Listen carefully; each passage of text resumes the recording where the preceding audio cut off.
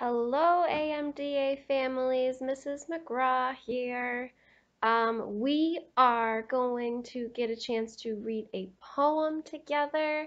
And while we are reading our poem together today, I was hoping that we could practice visualizing because good readers are thinking while they are reading, while they are listening, while they are looking at pictures.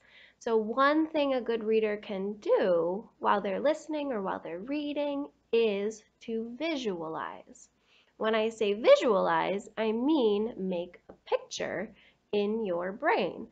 Think about what you hear, what you are reading, and picture what is happening in your brain. So we're going to practice that today, okay? So I have a few poems that we're going to take a look at.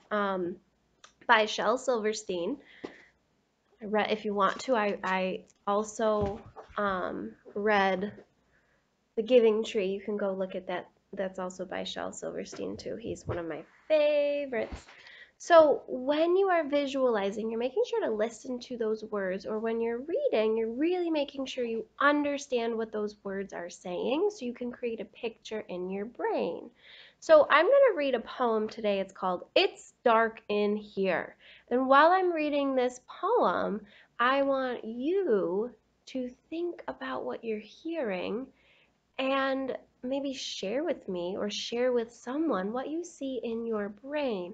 And when I'm done reading the poem, I'll share with you what I was picturing in my brain. So I want you to just listen. If it's helpful for you, you can close your eyes and listen, or you can keep watching me. But I'm not going to put the words on the screen because that would give away the picture, and I want you to make your own picture. Okay, so this is called It's Dark in Here.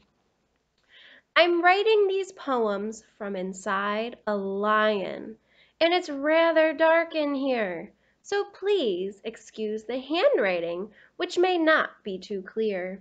But this afternoon, by the lion's cage, I'm afraid I got too near. And I'm writing these lines from inside a lion, and it's rather dark in here. So that's our first poem. What I want you to do now is I want you to think about what you were seeing while I was reading that poem. When I read that poem for the first time, I was picturing a little boy inside the stomach of a lion trying to scribble and write. And it seemed like a silly scene to be being able to write from the inside of a lion. So I'm going to invite you right now, hit the pause button on your screen and take a few minutes to actually draw what you were visualizing, what were you seeing as a good reader and a good listener when I read that poem. And I'm actually going to read the poem one more time, and then I'm going to invite you to pause and draw what you were visualizing. So here's the poem one more time. It's dark in here. I'm writing these poems from inside a lion, and it's rather dark in here. So please excuse the handwriting, which may not be clear. But this afternoon, by the lion's cage, I'm afraid I got too near. And I'm writing these lines from inside a lion, and it's rather dark in here.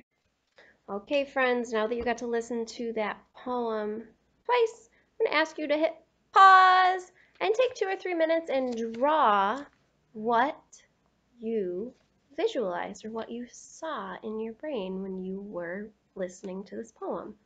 Let's go ahead and hit pause right now. Awesome, nice job. So I'm going to share with you, friends, what I was visualizing, and you'll see why I didn't become an art teacher. This is why I'm not an art teacher. This is why I'm a reading teacher.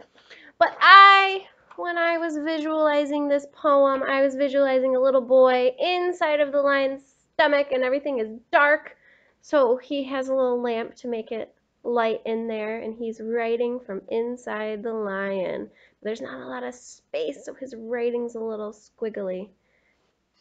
I would love for you to share some of your drawings. If you could ask a parent for some help, you can put them in the comments, or you can share them with your teachers. That would be fabulous.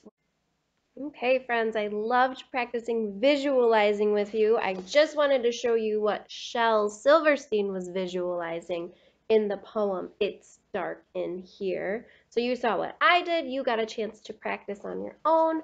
This is what Shel Silverstein was visualizing when he wrote this poem.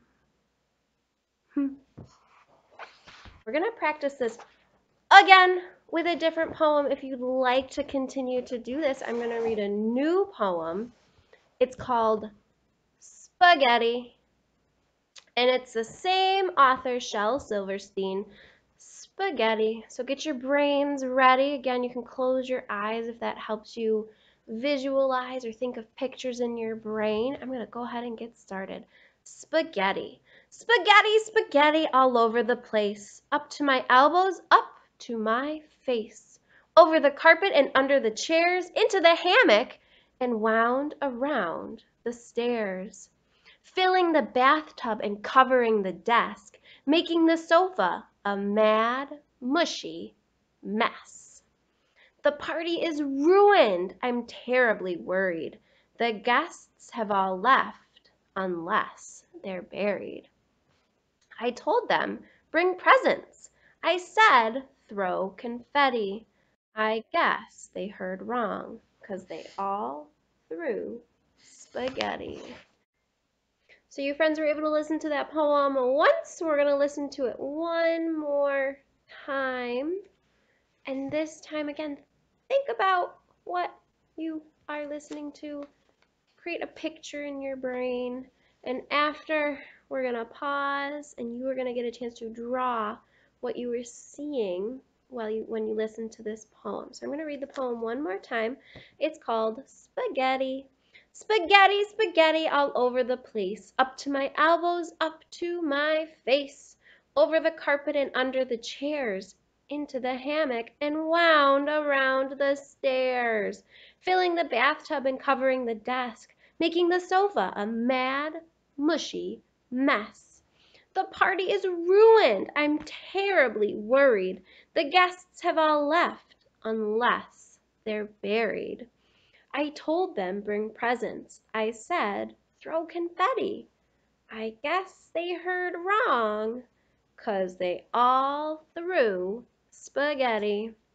Okay, hit that pause button and draw what you were visualizing when I read that poem. Nice job, friends. Thank you. I'm going to share with you what I drew, and then I'll share with you what Shel Silverstein was visualizing. So again, art is not my thing, but that's okay. I still had fun while doing it. So I drew the person who was like, oh my gosh, there's spaghetti everywhere. There was spaghetti under the chair. There was spaghetti going up the stairs. There was spaghetti in the bathtub. It was everywhere. So that's what I was visualizing when I was listening to this poem and when I was reading it. Again, I would love for you to share what you were visualizing if you can. This is what Shel Silverstein was visualizing. He is covered in spaghetti. Awesome. Thank you for reading with me today, friends. Have a wonderful rest of your day, and I hope to see you soon.